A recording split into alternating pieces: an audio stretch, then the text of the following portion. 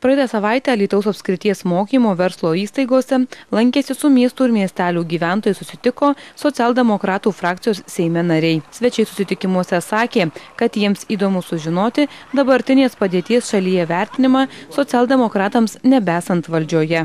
Propaguojam savo idėjas ir tiesiog kalbam ir teikiam pasiūlymus, kaip sumažinti tam tikras neigiamas pasiekmes atsiradusios dėl ekonominės krizės ir bandom išaiškinti tai, kad reikia priimti tam tikrus sprendimus ir kokius sprendimus, kad išsaugo darbo vietas pirmiausia yra toks tikslas, suteikiant galimybę žmonėms išgyventi tuo sunkiu ekonominiu laikotarpiu.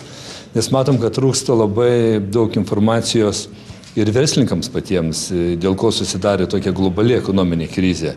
Tai pirma yra tai, kad tai yra pasaulinio lygio, bet vis tiek viduje reikia ieškoti sprendimų, kaip išspręsti kai kurias problemas, kad vis dėlto neprasidėtų masinė bedarbystė, o paskui nevirstų jinai į socialinius neramumus.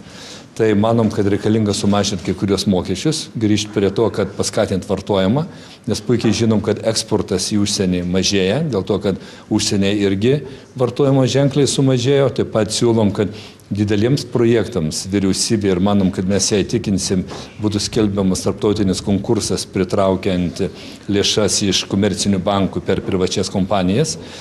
Taip pat manom, kad kofinansavimo ES lėšas naudojant taip pat turėtų būti pritraukta lėšų iš Europos investicijos banko ir nereikia bijoti skolintis iš Tarptautinio valiutos fondo. Pagrindinis tikslas į žmogų, kad žmogus turėtų darbą, jeigu žmogus turės darbą, turės pajamas ir valstybė turės mokesčius.